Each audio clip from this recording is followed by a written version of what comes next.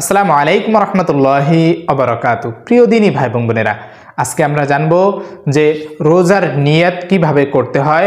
বাংলায় করলে হবে নাকি আরবিতে করতে হবে, বাংলা আরবি উভয় নিয়তই আমরা জানবো। এবং সাহারি করতে যদি কোনো সময় কেউ ভুলে যায় এবং নিয়ত করতে যদি ভুলে যায় তাহলে সেই ক্ষেত্রে করণীয় কি, ইফতারের দোয়া শিখবো বাংলা এবং আরবি সহ। প্রত্যেকটা ক্ষেত্রেই আমাদের মনে রাখতে হবে রোজার নিয়ত, ইফতারের দোয়া এগুলো কিন্তু ফরজ। অবশ্যই আপনার নিয়ত করা ফরজ, কিন্তু সেটা কোন ভাবে করবেন, সিস্টেমটা কি, এই জিনিসটা আমাদের জানা থাকা দরকার। এগুলোর ভিতরে স্বচ্ছতা থাকা দরকার।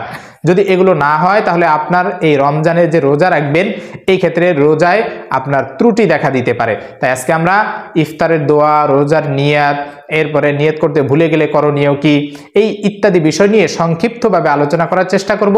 ধৈর্য ধরে সম্পূর্ণ ভিডিওটি দেখবেন, ইনশাআল্লাহ অনেক কিছু জানতে পারবেন, শিখতে পারবেন, পাশাপাশি আমল করতে পারবেন। প্রিয় দিনী ভাই এবং বোনেরা, ভিডিওটি শেয়ার করে দিবেন আপনার মাধ্যমে অন্যরাও যাতে দেখে আমল করতে পারে, এবং চ্যানেলটি সাবস্ক্রাইব করে দিবেন যাতে আমাদের এই নিয়মিত ভিডিওগুলো সবার আগে আপনার কাছে পৌঁছে যায়।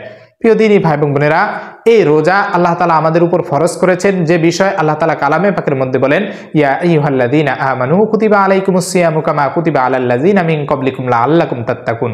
ও আমার ঈমানদার বান্দারা, তোমাদের উপরে রোজাকে ফরজ করা হয়েছে যেমনি ভাবে তোমাদের পূর্ববর্তীদের উপরে রোজা ফরজ করা হয়েছিল, যাতে করে তোমরা এই রোজার মাধ্যমে তাকওয়া অবলম্বন করতে পারো। আল্লাহ তাআলা আমাদের উপর রোজা ফরজ করেছেন এই কারণেই যে আমরা যাতে মুত্তাকি হতে পারি, অর্থাৎ খোদাভীরু হতে পারি। এক, আল্লাহ তাআলার ভয় আমাদের অন্তরের ভিতর ঢুকে যায়, আমরা আমলের ভিতরে মনোনিবেশ হতে পারি। আর এই কারণেই আল্লাহ তাআলা রোজা আমাদের জন্য ফরজ করেছেন। আর রোজার বিনিময় একমাত্র আল্লাহ তাআলা এই রোজার বিনিময় নিজ হাতে কাল কিয়ামতের ময়দানে দিবেন। আল্লাহ তাআলা বলেন, আস-সাওমুলি ওয়া আনা আজজি বিহি, আমি এই রোজা আমার জন্য, আর এর বিনিময় আমি নিজে, এর জাযা আমি নিজে দিব। তো এই জন্য প্রিয় দিনী ভাই এবং বোনেরা, এই রোজার বিনিময় যদি আল্লাহ তাআলার কাছ থেকে পেতে হয়, রোজাকে সুন্দরভাবে রাখতে হবে, রোজার নিয়ত ঠিক রাখতে হবে, এবং এই রোজার যে নিয়ম কানুনগুলো রয়েছে এগুলো যদি সঠিক থাকে ইনশাআল্লাহ আপনি সুন্দরভাবে এই রোজা রাখতে পারবেন। আর এই রোজার ব্যাপারে আল্লাহ তাআলা বলেছেন যে এই রোজাটা আমি বান্দাকে দিয়েছি এই কারণেই যে বান্দা যেন মুত্তাকি হতে পারে। অর্থাৎ আপনি রোজা রাখবেন এমন একটা ইবাদতে রোজা, যে আপনি রোজা রাখবেন সারাদিনে, আপনি যখন এক ফোঁটা পানি বা কোনো একটা খাবার যদি নিজে লুকিয়েও খেতে চান, আপনার অন্তরটা বাধা দিবে যে তুমি দুনিয়া সবার থেকে আলাদা হয়ে, পৃথক হয়ে, গোপনে তুমি খেতে চাচ্ছ, কিন্তু এক আল্লাহ তাআলা তো দেখছেন, তাকে তুমি কিভাবে, তার চোখকে তুমি ফাঁকি দিবা। তাই সেই সুযোগটা আমাদের নাই। আর এই কারণে আমরা কখনো আল্লাহ তাআলার জন্যই রোজা রাখি, মানুষকে দেখানোর উদ্দেশ্যে রোজা রাখতে পারি না।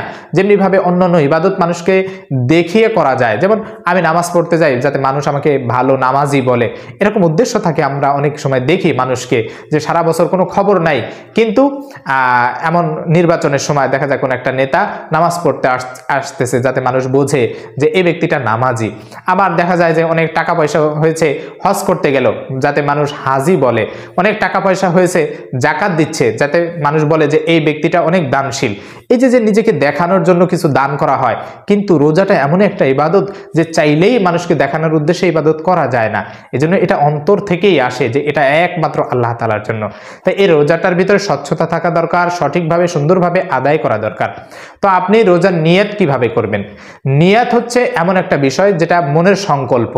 নিয়তকে করতে বলা হয়েছে, পড়তে বলা হয় নাই।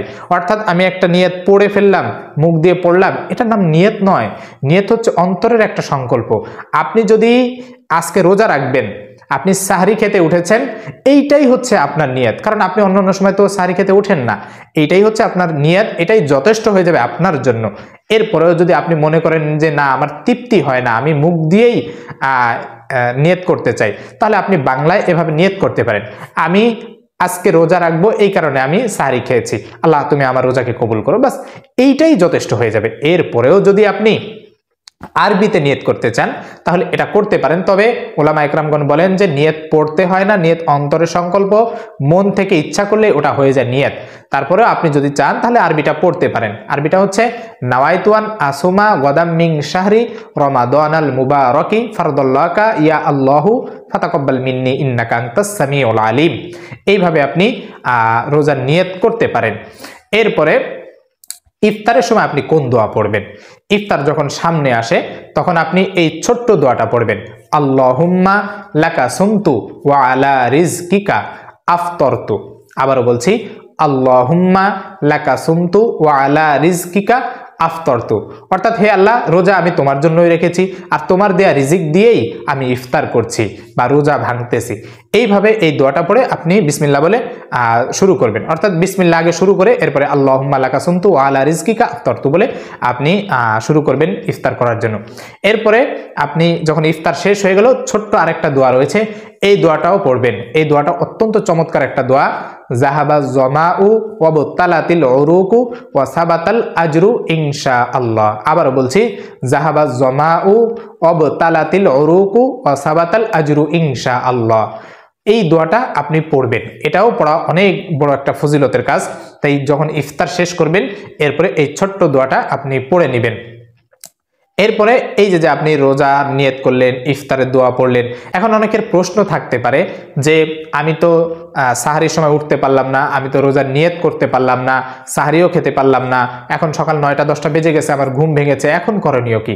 এখন করণীয় হচ্ছে, যদি কোনো ব্যক্তি সাহারির সময় উঠতে না পারে বা রোজার নিয়ত না করতে পারে, তাহলে সেই ক্ষেত্রে তার হুকুম হচ্ছে, সূর্য যদি আমাদের মাথার উপরে থাকে, সূর্যটা ঠিক মাথার উপরে একদিকে কায়িত হওয়ার আগেই, তার 1 থেকে 1.5 ঘন্টা আগে যদি সে নিয়ত করে ফেলে এবং পাশাপাশি কোনো প্রকার পানাহার, কোনো প্রকার খাওয়া দাওয়া অথবা রোজা ভঙ্গের কারণ ঘটেছে এমন কোনো কিছু বা স্ত্রী সহবাস, এগুলো থেকে যদি বিরত থাকে, তাহলে সেই ক্ষেত্রে সে ওই সময় নিয়ত করলেই আর সারাদিনে কোনো কিছু না খেলে যথেষ্ট হয়ে যাবে, তার এইটাই নিয়ত হয়ে যাবে এবং রোজা হয়ে যাবে।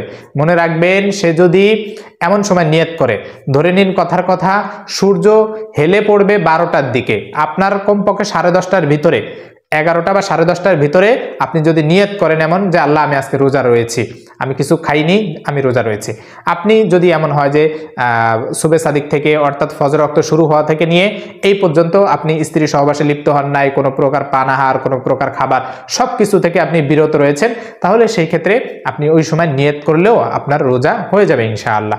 তারপরও চেষ্টা করবেন যে আজকে যখন আপনি ইফতার করেছেন, আপনি এই ইফতার করার পরে আপনি নিয়ত করবেন যে আগামীকাল আমি রোজা রাখবো, এটাই আপনার জন্য নিয়ত হয়ে যাবে। আপনি যদি সাহারি নাও খান তাহলেও আপনার রোজা হয়ে যাবে। এখন কথা হলো, সাহারি না খেলে কি রোজা হবে? সাহারি হচ্ছে বরকতের খাবার, এটা খাওয়া সুন্নত। রাসূল সাল্লাল্লাহু আলাইহি ওয়াসাল্লাম বলেছেন, তোমরা কমপক্ষে 1 ডোক পানি হলেও সাহারির সময় খাও, এটা হচ্ছে সুন্নত এবং বরকতময় খাবার। তো এই জন্য আপনি না খেলেও রোজা হয়ে যাবে, তবে এটা উত্তম। আপনি চাইলে আপনি না খেয়েও থাকতে পারেন, তবে যেহেতু উত্তম এবং সুন্নত এবং বরকতময় খাবার, তাহলে আপনি কেন এটা ছেড়ে দিবেন? আপনার উচিত সাহারি খাওয়া। এইভাবে আপনি চেষ্টা করবেন সারা রমজানে এইভাবে নিয়ত করে রোজা রাখার জন্য। তারপরে অনেকের আরেকটা প্রশ্ন থাকে যে রোজার একেবারে শুরুর দিকে, একবারে প্রথম দিনেই কি আমি 30টা রোজার জন্য নিয়ত করতে পারবো কিনা, যে আমি আজকে রোজা রাখলাম, যে আমি 30টে আমি নিয়ত করলাম 30টাই রোজা রাখবো, এমন নিয়ত করলে হবে কিনা? না, প্রত্যেকটা দিন আপনার নিয়ত করতে হবে। এই নিয়তটা মুখে উচ্চারণ করতে হবে না, আপনি মন থেকেই সংকল্প করবেন আমি আগামীকাল রোজা রাখবো, এটা মনের ইচ্ছা। আপনি সাহারি খেতে উঠলে ওইটাই আপনার জন্য নিয়ত হয়ে যাবে। তো এইভাবে যদি আপনি রমজানের সব নিয়তগুলো ঠিকভাবে আদায় করেন, আপনি ইফতারের দোয়াগুলো ঠিক মতো পড়েন এবং রোজা রাখা অবস্থায় কোনো ধরনের গুনাহের দিকে লিপ্ত হলেন না, সকল প্রকার যে সমস্ত কবিরা গুনাহ রয়েছে, সগীরা গুনাহ রয়েছে, এই ধরনের এবং মিথ্যা কথা, এই সব গুনাহ থেকে নিজেকে বাঁচিয়ে রাখেন, তাহলে এই যে রোজাটা, এই রোজাটা আল্লাহ তাআলার কাছে গ্রহণযোগ্যতা পাবে, কবুল হবে। আর এই রোজার বিনিময় কাল কিয়ামতের ময়দানে আল্লাহ তাআলা আমাকে আপনাকে দিবেন। আর যদি আমরা এই রোজা রেখেছি কিন্তু সারাদিন কোনো নামাজ কালাম নাই, সারাদিন টিভি দেখলাম, মোবাইল টিপলাম, একটু কোরআন তেলাওয়াত করলাম না, মোট কথা আমি কেমন জানি উপোস হয়ে রয়েছি, যদি এমনটা হয় তাহলে এই রোজা শুধুমাত্র নামেই রোজা হলো, কামে আর কোনো রোজা হলো না, এবং এটা আল্লাহ তাআলার দরবারে গ্রহণযোগ্যতা পাবে না, আর এর বিনিময়ে কোনো ফলাফলও আমরা আশা করতে পারি না। তো এই জন্য ভাই, রোজাটা আমরা রাখবো আল্লাহর জন্য, সেই সারাদিন আমরা চেষ্টা করবো ইবাদতে মশগুল থাকার জন্য। আল্লাহ তাআলা আমাদের সকলকে এইভাবে রমজানের ফরজ রোজাগুলো সঠিকভাবে সুন্দরভাবে আদায় করার তৌফিক দান করুন। আমিন ওয়া আখির দাওয়ানা আলহামদুলিল্লাহি রাব্বিল আলামিন। আসসালামু আলাইকুম ওয়া রাহমাতুল্লাহি ওয়া বারাকাতুহু।